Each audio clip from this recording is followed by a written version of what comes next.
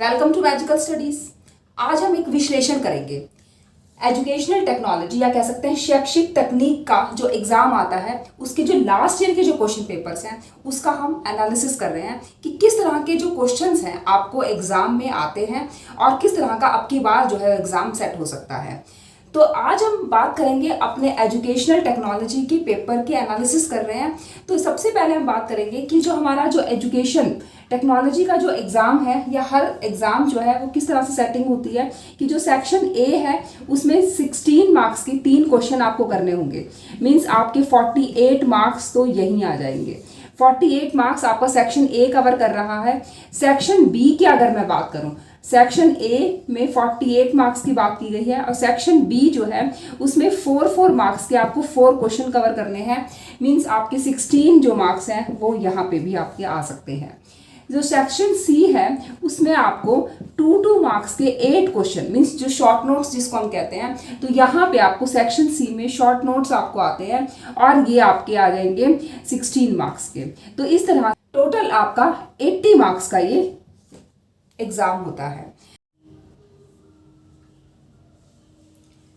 Educational technology के बाद हम बात करेंगे कि जो फिलॉसफी का जो पेपर है वो कैसा आता है, उसके जो इंपॉर्टेंट क्वेश्चंस हैं वो क्या क्या है और एक एक करके हम सारे एग्जाम्स की इवैल्यूएशन करेंगे। सारे एग्जाम्स के जो पेपर हैं उनकी इवैल्यूएशन करेंगे।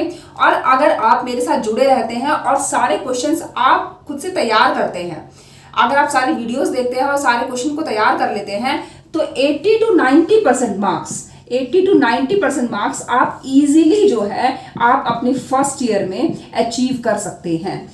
तो ये अगर आप अभी से तैयारी करना शुरू कर रहे हैं तो ये आपके लिए बहुत बेनिफिशियल रहेगा, क्योंकि इससे आपका टाइम भी सेव होगा और आपको ज़्यादा डीप जो है वो बहुत सारी बुक्स, कई बार क्या होता है कि बहुत सारी बुक्स हम पढ़ने लग जाते हैं क्योंकि कुछ मटेरियल किसी बुक में है, कुछ मटेरियल किसी बुक में है, तो इससे आपको बहुत ज़्यादा हौच पौच हो जाता है क्योंकि टाइम अब बहुत ही कम बचा है। तो इसके लिए आप सारी वीडियोस को देखिएगा, जो इवैल्यूएशन हमने किया है उस इवैल्यूएशन को समझने की कोशिश कीजिएगा, उन क्वेश्चंस को अटेम्प्ट कीजिएगा, तो उससे जो है आपका जो एग्जाम्स की तैयारी है वो बहुत जल्दी और बहुत अच्छी हो जाएगी। तो आप मेरे साथ ऐसे ही जुड़े रहिएगा और आप हर एक जो एग्जाम की जो इवैल्यूएशन हो रही है उसको नोटिस कीजिएगा। तो ये 80 मार्क्स का जो एग्जाम होगा तो ये किस तरह से इसमें क्वेश्चंस बनेंगे आज हम वो डिस्कस कर रहे हैं। सबसे पहले हम बात करते हैं कि जो लॉन्ग क्वेश्चंस हैं वो कौन कौन से बन सकते हैं, वो कौन कौन से रिपीट हो रहे हैं और अब भी आने के चांसेस हैं। तो अगर हम सबसे पहला क्वेश्चन अगर हम बात करते हैं तो वो क्या बन रहा है कि इसमें सबसे पहले आपको एजुकेशनल टेक्नोलॉजी जो है वो पता होना चाहिए कि आप जो एजुकेशनल टेक्नोलॉजी या जो शैक्षिक या जो हम बात कर रहे हैं कि शैक्षिक तकनीक की जो हम बात कर रहे हैं वो क्या है। सबसे पहले इसकी डेफिनेशन पता होनी चाहिए। इसकी एजुकेशनल डेफिनेशन के बाद इसके जो अप्रोचेज हैं वो भी पता होने चाहिए। मींस इसमें कौन कौन से इसके उपागम है जो हम पढ़ते हैं, जैसे कि एजुकेशनल टेक्नोलॉजी का पार्ट 1, एजुकेशनल टेक्नोलॉजी पार्ट 1 जिसमें हम हार्डवेयर पढ़ते हैं, और एजुकेशनल टेक्नोलॉजी हार्डवेयर हम करेंगे इसमें। एजुकेशनल टेक्नोलॉजी पार्ट 2 जिसमें हम सॉफ्टवेयर करते हैं, सॉफ्टवेयर के बारे में पढ़ते हैं। और एजुकेशनल टेक्नोलॉजी पार्ट 3 जिसमें हम सिस्टम एनालिसिस मीन्स प्रणाली उपागम जिसमें हम सिस्टम के एनालिसिस करते हैं। तो इस सिस्टम एनालिसिस पे मैंने एक पहले से ही इसमें एक वीडियो बनाई है, तो आप वो वीडियो भी जाके देख सकते हैं। उससे आपको बहुत अच्छे से क्लियर हो जाएगा कि सिस्टम एनालिसिस क्या होता है। हार्डवेयर और सॉफ्टवेयर पे एक वीडियो आनी है, आप वो देख लीजिएगा।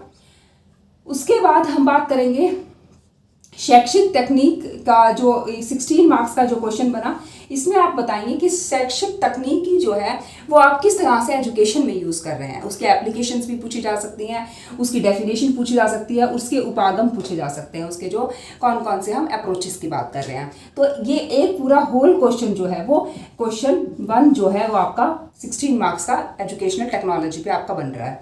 जो सेकंड क्वेश्चन अगर जो बन रहा है वो है प्रोग्राम इंस्ट्रक्शन। तो जो लॉन्ग क्वेश्चन है, लॉन्ग क्वेश्चन के जो टॉपिक्स हैं वो बहुत सिलेक्टिव हैं।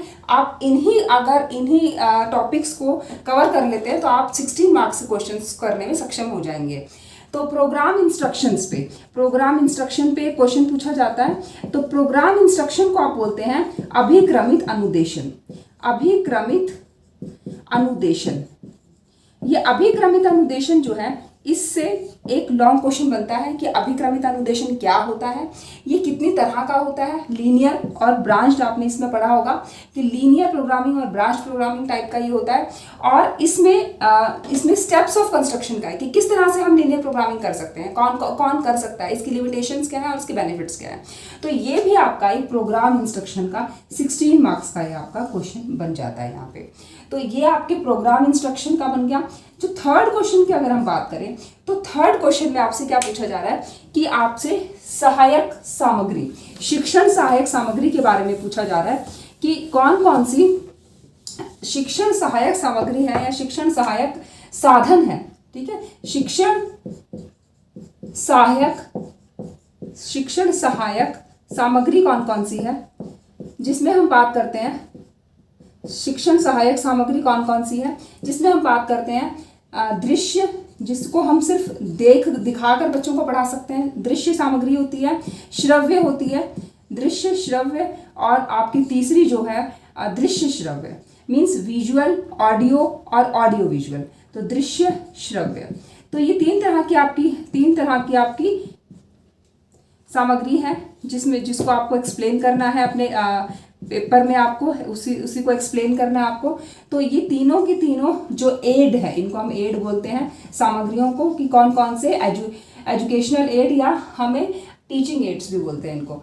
टीचिंग एड्स कौन कौन से हैं और उनका हम यूज़ कैसे कर सकते हैं। इसी टीचिंग एड के साथ एक क्वेश्चन और बनता है कि इसमें प्रक्षेपण, मतलब प्रोजेक्टिव और नॉन प्रोजेक्टिव, दोनों हिंदी इंग्लिश दोनों के लिए बात कर लेते हैं, प्रोजेक्टिव और नॉन प्रोजेक्टिव। ठीक है, नॉन प्रोजेक्टिव टेक्निक्स की जो है यहाँ पे पूछा जाता है कि कौन सी सहायक सामग्रियाँ प्रोजेक्टिव हैं, मीन्स प्रक्षेपी कौन कौन सी हैं, प्रक्षेपी सामग्रियाँ कौन सी हैं, और गैर प्रक्षेपी जो सामग्रियाँ हैं वो कौन सी हैं।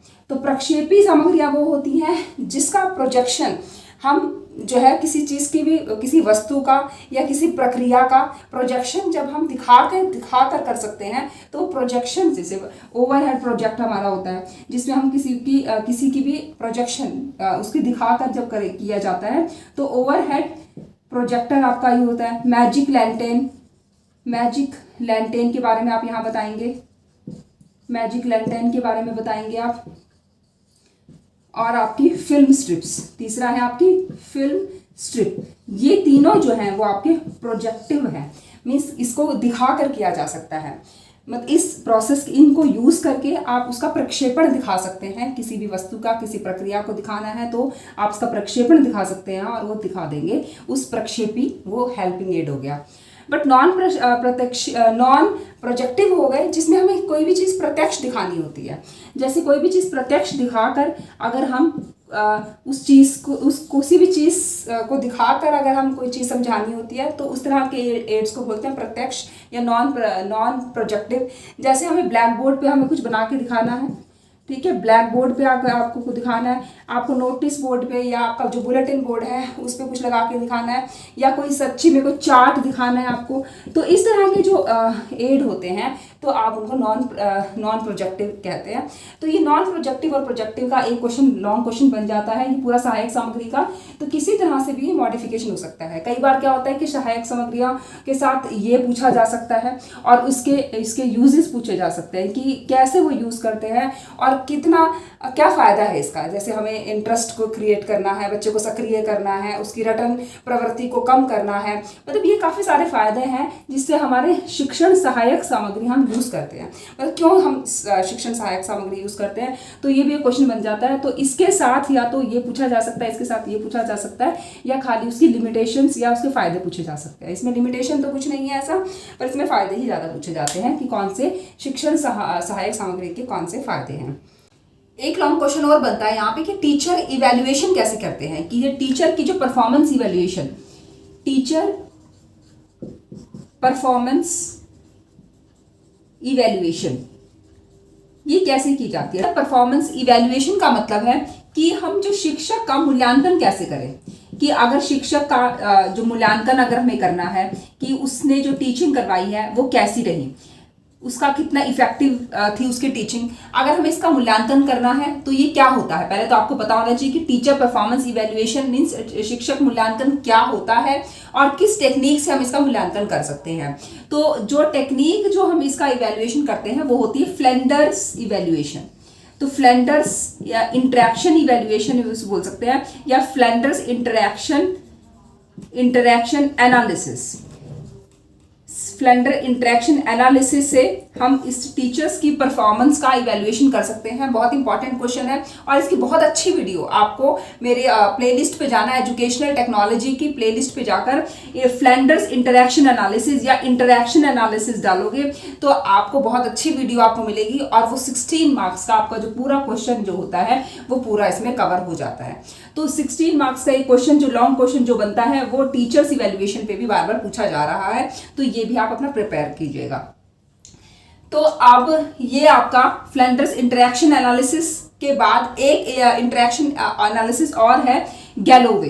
तो दोनों में से अगर आप एक भी एक्सप्लेन कर देते हैं तो दैट विल इनफ, वो बहुत हो जाएगा। तो गैलोवे का भी एक इंटरेक्शन एनालिसिस है, ये भी आप एक टेक्निक ही है जिससे भी शिक्षक का मूल्यांकन किया जाता है। तो ये दोनों टेक्निक में से एक टेक्निक को भी आप अगर इलेबोरेट करके लिख देते हैं तो उससे भी आपका सफिशिएंट क्वेश्चन बन जाएगा। उसके बाद जो नेक्स्ट क्वेश्चन है वो बन रहा है कि आपकी नीतियों के बारे में पूछा जा सकता है।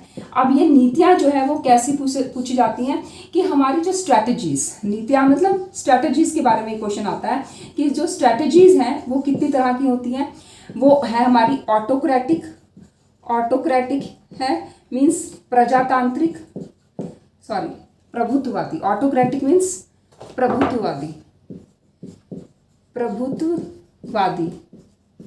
प्रभुत्ववादी जो स्ट्रैटेजी है या नीति है जिसमें सिर्फ टीचर का जो रोल है वो मेन है और जो स्टूडेंट है वो सिर्फ सुनता है। तो इस तरह की टेक्निक आती है। तो इसमें आपको 2 मेथड्स अच्छे से आपको एक्सप्लेन करने आने चाहिए। जैसे आपको लेक्चर मेथड आपको अच्छी तरह से एक्सप्लेन करना आना चाहिए। लेक्चर मेथड के साथ आपको फिर डेमोन्स्ट्रेशन मेथड भी इसी का एग्जांपल है। डेमोन्स्ट्रेशन मेथड भी आप एक्सप्लेन कर सकते हैं ऑटोक्रेटिक में। तो इस तरह से आप प्रभुत्ववादी जो स्ट्रैटेजीज हैं वो आपको अच्छे से पता होनी चाहिए कि क्या होती हैं और उनके क्या एग्जाम्पल है, और इन टेक्निक्स को मतलब इन स्ट्रैटेजीज को, इन मेथड्स को, टीचिंग मेथड्स को आप अच्छी तरह से एक्सप्लेन भी कर पाएँ। तो इतना आपको सीखना है 16 मार्क्स के क्वेश्चन के लिए। स्ट्रैटेजीज का क्वेश्चन अगर कोई आता है तो स्ट्रैटेजीज का जो और दूसरा जो पार्ट हो गया ऑटोक्रेटिक के बाद डेमोक्रेटिक में क्या बताएंगे आप?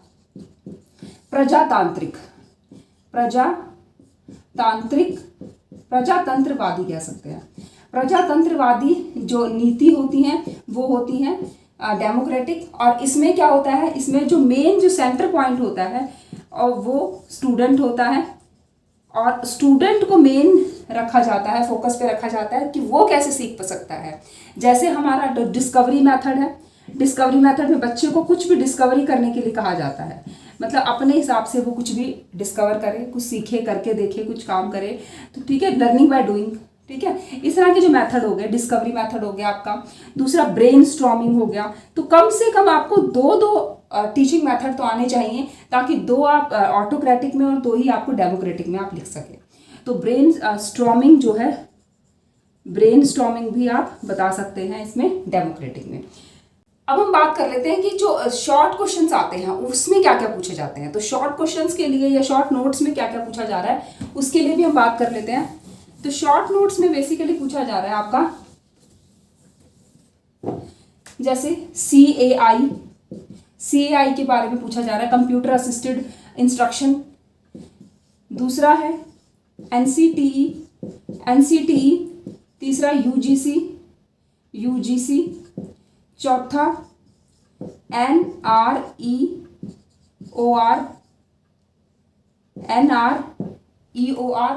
इनके बारे में। और आपके दोबारा फिर वही चीज़ें जो आपने अपने लॉन्ग क्वेश्चन में अभी करी थी वही चीज़ें जो है वो इसमें भी दोबारा पूछ सकता है। जैसे कोई टीचिंग एड्स के बारे में पूछ ले कि दो मार्क्स में आपको टीचिंग एड्स के बारे में लिखो, या नॉन प्रोजेक्टिव एड के बारे में पूछ ले, सीधा नाम लिख के बता दे कि ओवरहेड प्रोजेक्टर के बारे में शॉर्ट नोट लिखो। तो इस तरह से आपके काफ़ी सारे क्वेश्चन बन जाते हैं कि 2 मार्क्स में तो काफ़ी सारे आपके टेक्नोलॉजी में प्रोग्राम इंस्ट्रक्शन का ही क्वेश्चन बना दे कोई कि प्रोग्राम इंस्ट्रक्शन। ईमेल पे बहुत क्वेश्चन आ रहे हैं, ईमेल पे कि ईमेल क्या है। सबसे इम्पॉर्टेंट कि टीचिंग मैगजीन्स के बारे में बहुत पूछा जाता है। तो टीचिंग मैगजीन्स में आपको पूछा जाता है शिक्षण के सूत्र, कि शिक्षण के सूत्र कौन से हैं। और उसके बाद आपसे पूछा जा रहा है कि फेजेस ऑफ टीचिंग मीन्स उसकी जो अवस्थाएं कौन सी हैं, शिक्षण की अवस्थाएं कौन कौन सी हैं। जो फेजेस ऑफ टीचिंग पूछी जाती हैं, अवस्थाओं के बारे में पूछा जा रहा है। क्वेश्चन बनता है एक्शन रिसर्च पे कि एक्शन रिसर्च के स्टेप्स बताइए। ये 4 नंबर का भी बन सकता है कि एक्शन रिसर्च जो है मीन्स क्रियात्मक अनुसंधान, जो क्रियात्मक अनुसंधान में उसमें कौन कौन से स्टेप्स से की जाती है। तो ये एक्शन रिसर्च के बारे में स्टेप्स भी पता होने चाहिए इसके आपको, और एक्शन रिसर्च क्या होती है वो पता होनी चाहिए। तो ये आपके कुछ इंपॉर्टेंट टॉपिक्स हैं जो सेलेक्टिव हैं, इनमें से क्वेश्चन बन सकता है, इनमें से पेपर बन सकता है। तो कम से कम आप इसकी ज़रूर तैयारी कीजिएगा। और अगर आपको वीडियो पसंद आई हो तो वीडियो को लाइक ज़रूर कीजिएगा, और कम से कम ये लिख के बताइएगा अगर आपको इनमें से कोई टॉपिक है जो समझ नहीं आ रहा है, आप समझना चाहते हैं, तो आप कमेंट बॉक्स में उस टॉपिक को लिख के मुझे बताइएगा। और अगर आप नए हैं चैनल पे तो आप प्लीज़ चैनल को सब्सक्राइब कीजिएगा, वीडियो को लाइक कीजिएगा। धन्यवाद।